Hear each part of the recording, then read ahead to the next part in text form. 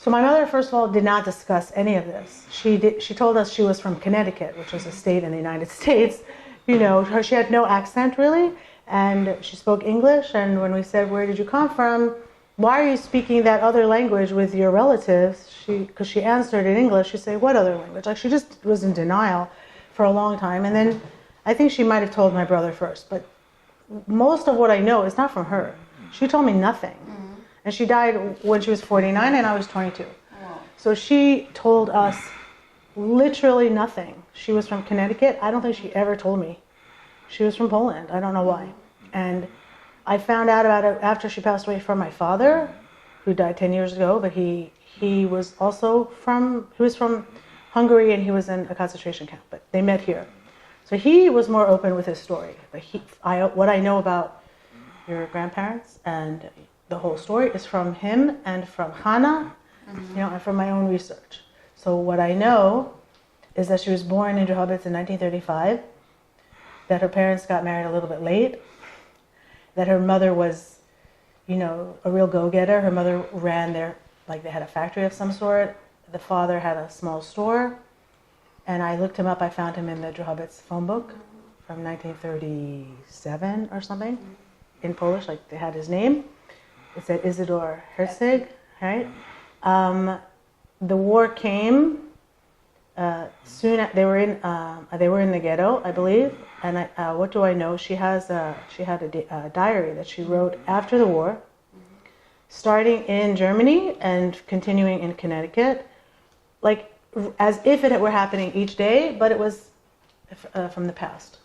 So she wrote it. Let's say I have now I forgot what I was going to do. Thank you, Ira. I have no idea what I was saying. No. So she had a diary. It was her way of dealing with it. She wrote like what happened, let's say when she was 8 or 9 or 10, later, or maybe 10 years later. And she admitted she saw people get shot. And my mother said, just it's nothing. Her mother just would minimize things. And at one point, what I understand is her mother went to visit her mother, like on the dairy farm or something that they had. They had a dairy farm. And they both got taken away. And I'm not sure what happened. Did they go to Belzec? Or did they, I don't know how to pronounce it right. Belzec. Belzec, okay, or they were shot. I don't know, okay. But that was the end of the mother. And so she was with her father, and she was, I believe, not to say anything badly about my grandfather, but he was not the most brilliant, go-getter type of a person. His brother, please meet it, his brother was already a lawyer. He was extremely assimilated. My mother's family was more observant. And I think marrying into my mother's family, he became somewhat observant. But his brother and their family was very assimilated, very secular. Hannah's father they were not religious at all. Like, as a matter of fact, no offense, I love you, Hannah, anti-religious. They're anti, okay? Like, I was at Hannah's house with my daughter, and we wanted to light a Hanukkah menorah. She left the room. Go figure that out. But he was a very, he knew Polish perfectly. He was a lawyer, an advocate, right? Yes. He was the one who, I think, with your grandfather, came up with this plan. Yes. Because the Russians came in, and first the Russians came in, and people said, "Oh, things are going to get worse when the Germans come," right? So they prepared. Yes, it was prepared with Hannah's father, with Mr. Wolfstock. Right, I don't know who that is. Stella and Mitka's father. There were 38 people? 39 people, and they were there about a year and a half. Altogether 22 months. 22 They months. were different groups in different periods. So I don't know all the details. I know that someone was pregnant, Yes. and they couldn't find a doctor Yeah, I know. to deliver the baby, and the baby died. That much I know, but I think the woman survived, The woman survived. and the baby The died. woman survived. And that's... There were 2 pregnancies. My mother was like 8. No, my mother would never have done anything like that. She was denied any of it. But my father, when he got older, he did do an interview. No? They both were hidden in the same place, and they both married someone who survived Auschwitz. My father was there when he was 12 years old, 13 years old. And they were both more open. So that's an interesting... I think they were in Lvov. There's a picture of them in Lvov with your grandfather, right? Isn't there a photo Yes, of them together? yes. And somehow they went, I don't know, and then I don't know, and then they wound up in The DP. the displaced persons camp in Fahrenwald outside of Munich. Yes, it's Right, and we have the together. pictures from that. Yes, from and it's together with Hannah's Father and her family. And my grandfather died there. Yes. And so my mother lived for a while with Isidore and Evgenia and Hannah. Anya, they called her Anya also. There's another Anya. And then for some reason my mother didn't want to live with them, maybe because they were not religious at all. I don't know. What happened later? Because she They was went to very Israel. young. Right, they went to Israel. My mother somehow wound up moving here or being sponsored, I believe, by her aunt. And she should rest in peace. I know that aunt. Super difficult person. Extreme. Remember Rachel, Grandma Rachel? Of course. Super duper difficult person. And they couldn't get along. Like really difficult. But where she was, Rachel? Not too far from here. No. In Manhattan. Yeah. So just over the bridge on the way here. Like Upper Manhattan. Like a mile or two away. So she was maybe? sending her money, yes, to Israel, yes, because your mother were. My mother didn't go to Israel with them. So she was here. She went to live with the difficult aunt in Manhattan, Okay. but not for long, Ah. because she couldn't take her either. It's very So difficult. she traveled from Europe all around. Yes, Wow. All the way here in New York. You have a daughter, yes. yes. So your Yes. mother is then connected, Yes. and then She had a foster family. Yes. So Who I was have religious. the wedding announcement, like they gave her away. You know, they said Mr. and Mrs. So-and-so, their foster daughter. So they were observant. Like and farmers, right? They were chicken farmers. And they were observant, and she lived with them. She went to high school there. She immediately did well in high school. Are you interested in this part? yes, yes. She knew very little English, and within like a year she was on. I could not believe this. She was on the dean's list, like an honor student in this high school. I don't know how that happened. We went to the school. You were not. We went to the school, so we were in Connecticut once, and we said, "Wait, we're near Colchester." Like she's my best friend, I would say, and we said, "I said we're near Colchester. Let's go there." And we drove like 45 minutes, and we saw the school, and we were like, it was like touching. Wow. And it's a school from colonial times, meaning like from 1700s, Wow. and it became now it's not a school anymore. Right. And then she continued living in the Connecticut. She moved from Connecticut, I think, after Our high parents school. were in 1954, so she was young when she married. Yes. 1955.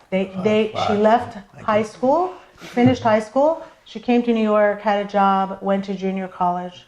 It's called the FIT, Fashion Institute, and had various jobs. Met my father, and they were married when she was like 20. Ah, wow. So yeah, and he was like 24. And he was from Czechoslovakia. Czech. It was the Austro-Hungarian Empire. His father fought for the emperor Yeah. in World War I, which is kind of interesting. Like the Carpathian. They sent him to Italy to fight. That was a disastrous battle, if you know World War I. But anyway, he survived. Then he came back, and it became 1921, 22, Czechoslovakia. Uh-huh. So when my father was born, it was Czechoslovakia, and it was Czechoslovakia for another maybe 7 years. Yes. And then Hitler gave it to Hungary, became Hungary. Ah. So it was Hungary until the end of World War. You remember the name of the place? The town is called Salatina. Like it depends on whether you're speaking Hungarian or Yiddish or right. So people call it Salatvina or Slatinsky Doli. Szeged. Szeged. And Slatvina is a giant salt mine. And now it's like a resort. People go there for asthma. They got married and then... You were the first child. No, they had another child They had a son who passed away when he was an infant. when he was like a month old. And He had a kidney failure. And so when my daughter was born, I immediately had her kidneys checked out. Like, so I have 2 children. They're fine. I was panicked with the first one, but his kidneys are fine. But then they had you, yes? They had me in born here? 1962. Yeah, I was born in New York. our brother was born in 1960, who passed away. So He was born in And you- 1961. 60 or 61. We found the birth certificate. 61. Remember when we were like being He was snooping born and around? died in What was his 1961. name? They gave the It was same exact Ira. name. They gave me the same exact name. You know what the word morbid means? It's morbid. The same exact name. And you were born in 1966. Six. I have 2 children. I have a daughter who, should I tell you? Daughter who's Yes. 21, and her name is Allison. I wanted to name her after my mother, but my ex-husband did not like, her father did not like any names that started with L. Okay. He just, no. So I said, okay, Allison. Okay. There's sort of a little L in there. And her Hebrew name is the same name as my mother. And his daughter has the same Hebrew name, which is Shulamit. One of my daughters. I have One of 4. his I have daughters. 4. She's just finished her 2nd year of college. She was in Israel for a year. Great. And so she's 21. And my son is 19 just a few weeks ago. And he's in Israel for the year. My daughter is like sort of religious. My son is more religious. Everyone is different. And he's going to start college in the end of August. But here, yes? In Montreal. Montreal, in Canada. In Montreal. I have 4 kids. 4 kids? Wow. Yes. 2 boys, 2 girls. 12 to 16. So Lucy was named for my mother, was Lucille when she came. So she's 16. She's very smart. She's just finished 11th grade. That's 3rd year high school. I have Ellie, who's 9th grade. I have Ian, who's Ellie is a daughter. Boy. Boy, sorry, because... Eli. Because Eli. my ex-mother-in-law, I'm divorced. My ex-mother was also a Polish survivor. Wow. She hid in Siberia with the family. Thank you, big sister, being annoying. So, because my ex's, her mother was Polish survivor, but in Siberia.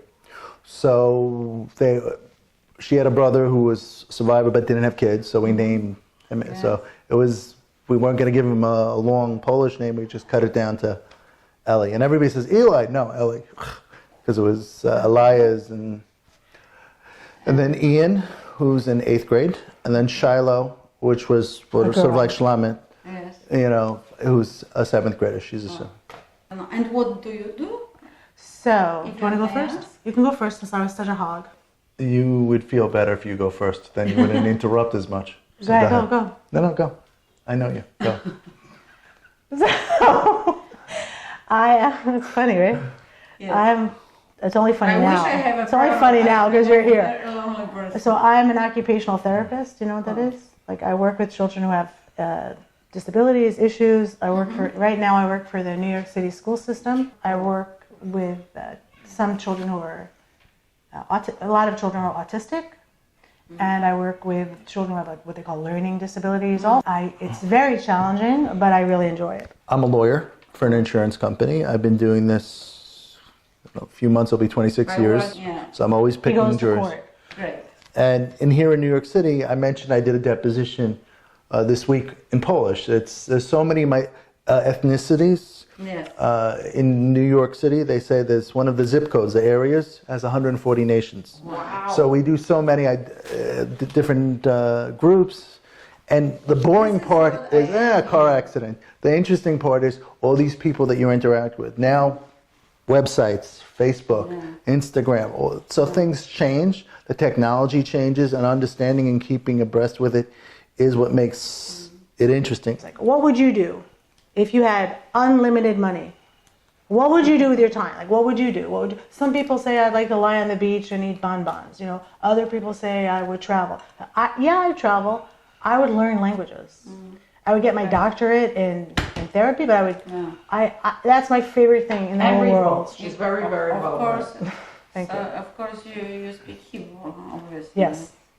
I mean, not every person who goes to like a Jewish school speaks Hebrew. Yeah, I understand. Sometimes If you like languages. I love my son. Can I show off? Is that possible? You can edit it out.